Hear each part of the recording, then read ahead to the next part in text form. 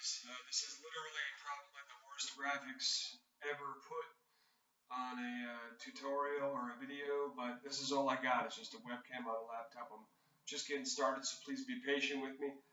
My wife and my kids told me that I typically go on and on and on and on when I'm debating anything or I'm having an argument, and they got tired of it. They said, get into your man cave and have it out with yourself.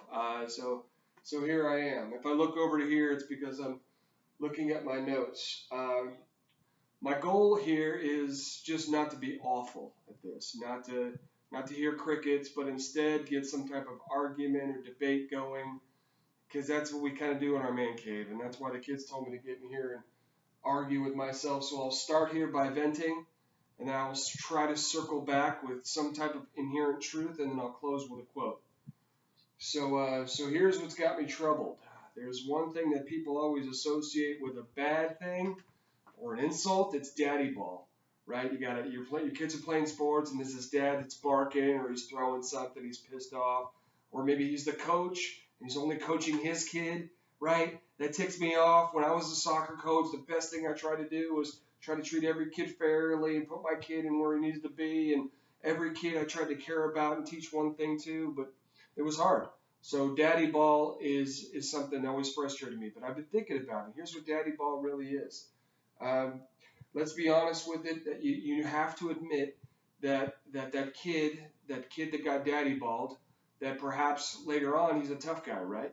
And perhaps someday society needs a tough guy, right? Or they need a guy to get the job done. Or they need a guy who's just rough around the edges. Maybe, heaven forbid, guys have to go to war, right? We might need that tough guy. And maybe that father knew that he wanted his kid to be tough. So let's stop insulting the DaddyBall. Let's stop looking down upon it. Maybe he's got it figured out. Maybe that's just for him, and I'll keep babying my kids. But either way, DaddyBall is not necessarily an inherent bad thing. Let me circle back with an inherent truth.